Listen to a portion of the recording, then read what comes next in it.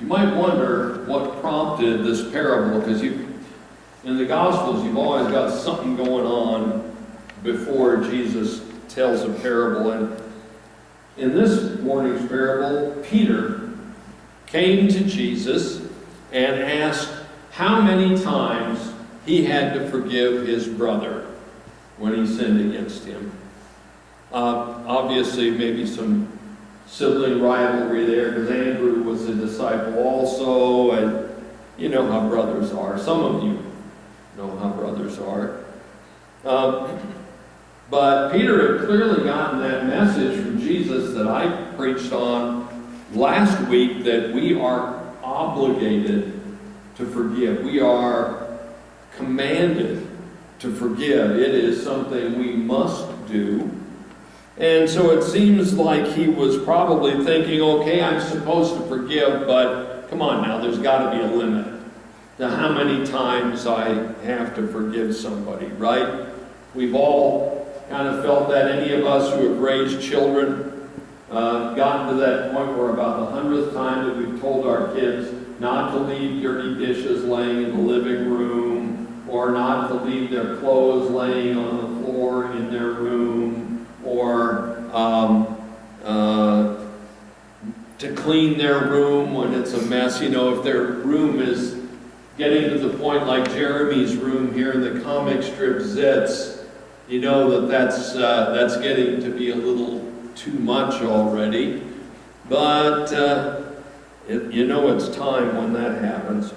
Many of the rabbis in Jesus' day and in that day said that you would have to forgive a Jewish person 3 times if they sinned against you. But if they sin against you and you forgive them more times than that, all bets are off. You can do whatever you want back to them after the 3rd time you forgive them. Well, Jesus didn't seem to be real keen on specifying a number of times when he talked about forgiveness. And Peter picked that up and said, do I have to forgive my brother 7 times? Because the Jews regarded 7 as the number of perfections. And if you were going to be perfect as God is perfect, maybe Peter was thinking, you have to forgive him a perfect number of times. That's 7 times. And Jesus said, no, not 7 times, but 77 times, or 70 times 7. And that apostle or disciple there in the back is saying, great, not only do I have to forgive my brother, now I have to do math. Well, I think the point in Jesus saying that, whether it's 77 times or 70 times 7, and it's not clear which way he intended from the Greek there, either way, we need to forgive more times than we would probably count up, unless we, like have a list on the refrigerator with people's names and mark down every time we forgive them until they finally reach their quota or whatever. But no, forgiveness is more times than we would keep track of. So right on the heels of that teaching, Jesus told this morning's parable that Bill read about the guy who came in because the king wanted to clear up his books, right? You know how that is. You get to a point where you just got to count it all good, balance everything, and start afresh again. Well, this guy, the first servant, owed the king 10,000 talents. That's literally what it says there. Since a talent weighed about 70 pounds, and that would be about 11,200,000 ounces. Okay, Addison, do the math in your head quick. At 15, like 76 or something an ounce for silver. Even if these were silver talents, that would be about how much? You're right, 177 million. Well, what a smart kid, I tell you. Had the answer just like that. Yeah, a lot of money. The point, and if it was gold, it would have exceeded $1 billion. So wow, this is a huge debt that this guy owed. And you heard Bill read it. He fell down on his knees and begged the king, be patient with me. Give me an extension on that loan and I'll pay it all back to you, right? Like on this next slide. Yeah, he's begging there. He promised to repay everything. Well, man, if he did that, he'd have to have some amazing sources of income, right? Yeah. How many years would it take most of you to repay 177 million? That would probably take a few months at least, right? Well, the king, I'm sure, thought to himself, this poor fool doesn't understand how much he actually owes me. So the king canceled his debt. He didn't just give the guy an extension. He forgave the debt. Wouldn't you love to have that guy as your banker? You know, you could go out and borrow a few million and know that he's just going to write it off. How fun would that be? Well, you can see that there is some tension in this parable, though, because this guy who owed all that money was thinking that he was going to repay it. And the king said, no, that's just not going to happen. So he forgave the whole debt in order to get it off of his books. There's a tension there, and I'm going to come back to that later. But it appears to me that this guy who owed all of that money really didn't appreciate or receive the kind of awesome grace and forgiveness that the king gave him. Because it looks to me, you know, if I was looking at that situation from the outside, I would say, wow, he immediately turned around and went looking for a source of money.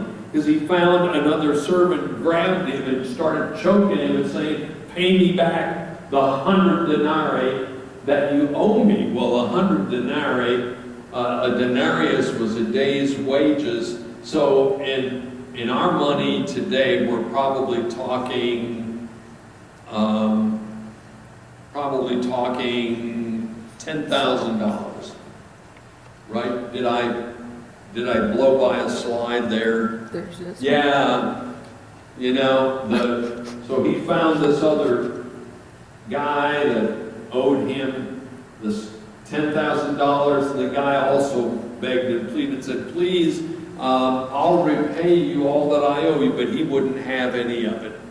The about $10,000 that the guy owed him. Now, we can understand somebody being $10,000 in debt, can't we? I mean, after all that would take is somebody ending up with an extended hospital stay, right? Or getting laid off for a few months, or having your crop hailed out, or having a major piece of machinery break down if you're a farmer. All of those things could cause you to go into debt $10,000. So we can have compassion on that guy who owed that lesser amount of money. Not saying it's trivial. If there's anybody here for whom it is trivial, come and see me after the service, because I'm going to borrow some trivial amount of money from you. It's okay. At any rate, the servant who had been forgiven this huge amount wasn't going to have anything with giving the other guy an extension, though. So he had him thrown into prison, into debtor's prison. He started to choke the guy and then had him thrown into prison until he could pay the debt. Well, some of the king's servants saw what had happened. They went to the king and told him about it, and he was ticked. He called the servant in who he'd forgiven all that money, and and said, "You wicked servant, you should have forgiven your fellow servant because I forgave you." Because, see, the king was not only out that $177 million, since the word that's technically used there for both of these guys is slave, so the king owned them. And when one guy had the other guy thrown into prison, he was in fact depriving the king of that service from that slave.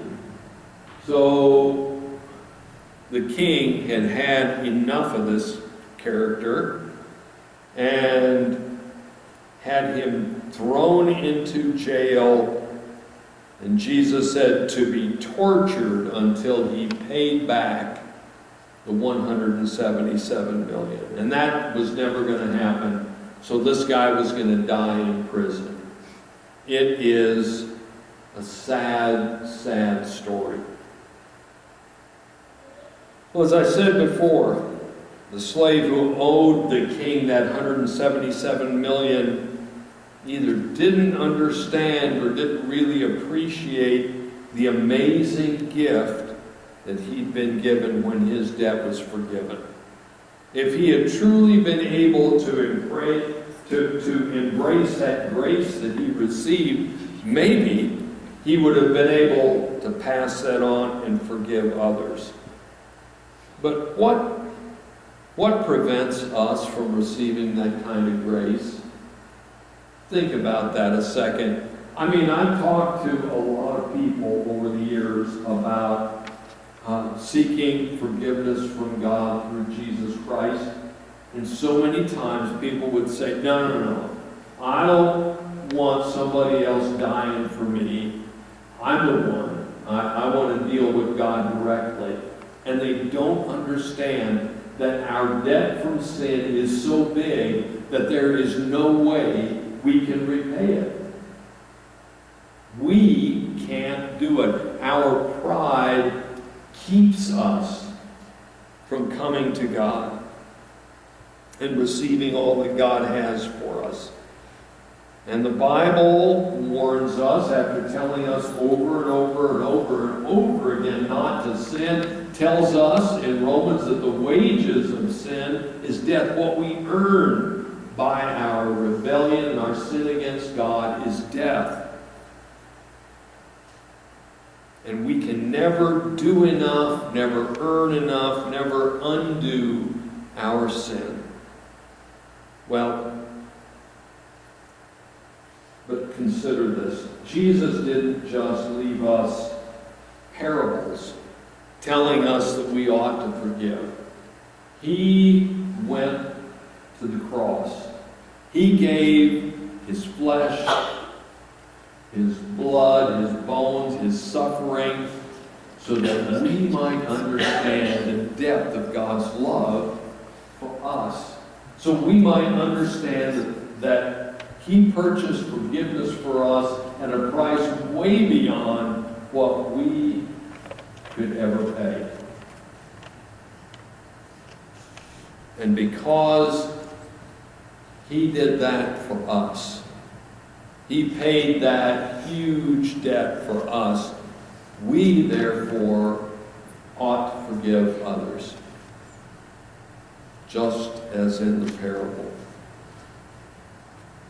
So is there anyone from whom you have been withholding forgiveness? Anybody at all?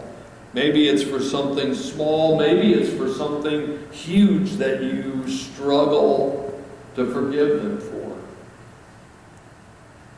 Well, today I invite you to start the hard work of determining that you're going to forgive according to God's command.